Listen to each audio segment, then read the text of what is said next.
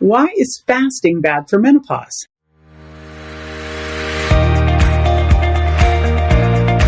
This is JJ Virgin, 4-time New York Times bestselling author, celebrity nutrition expert, and fitness Hall of Famer. I've been on a lifelong quest for answers to the toughest health questions.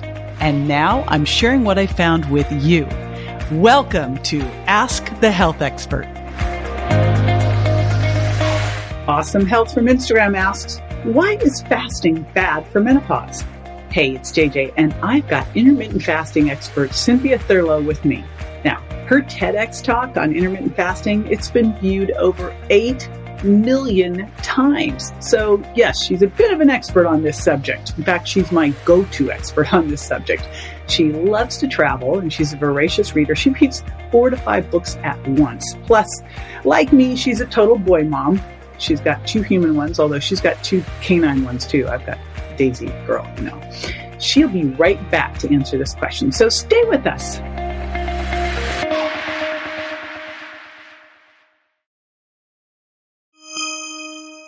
Well, I don't think fasting is bad for menopause. In fact, I would argue that menopausal women have this incredible advantage because they're not dealing with having monthly cycles. They're not having significant fluctuations like they did when they were still cycling between estrogen and progesterone each month.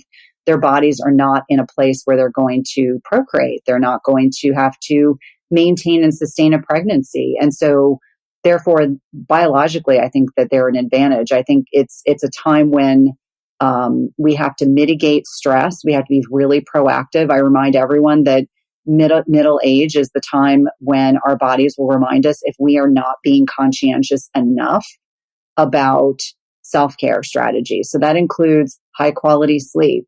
That includes stress management.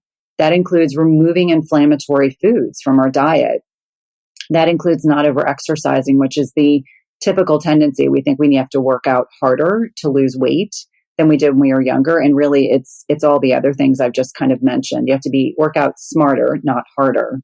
And so I don't think fasting is bad for menopause. In fact, I think most women, as they transition into their early 40s, with the loss of estradiol, which is the active form of estrogen, as that's kind of petering off, people's appetites shift and change. And so it's much easier for people to eat less often. It is the desire to eat may be decreased. And so getting up in the morning and getting a workout in and getting your kids off to school or getting yourself to work, you're not focused on having to get that first meal in. So I really do believe that utilized with the other strategies that I've already kind of alluded to, stress management, making sure that you've removed inflammatory foods. And the big ones are, gluten and dairy, and everyone goes bananas when I suggest that you shouldn't drink a lot of alcohol. But we know that alcohol, especially as we're getting older, we know that it dysregulates melatonin, which is that key sleep hormone.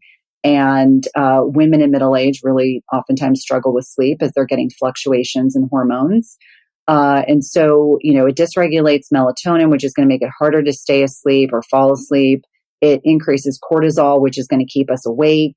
It oftentimes dysregulates our blood sugar in very negative ways. And so this would be one of those opportunities that I would say, as we're transitioning to menopause, if we are going to utilize intermittent fasting as a strategy, really dialing in on the nutrition piece and using really active forms of exercise. Like I like to use the word movement because we forget that we as individuals are designed to be moving our bodies throughout the day. We're not designed to do a CrossFit workout and then go sit on our butts all day long. Really, we're designed to be active throughout our day. So parking a little farther out if you go to the grocery store, taking a walk outside with your spouse or your significant other or your kids or a dog or just by yourself in the morning, getting exposure to sunlight. That in conjunction with eating less often is a strategy that I think can be hugely beneficial for menopausal women. So I think menopause is the best time to do intermittent fasting when you don't have to worry about that menstrual cycle and the net impact on your fertility. This is JJ with Ask the Health Expert. I do this 5 times a week, so make sure you never miss a show by going to subscribetojj.com.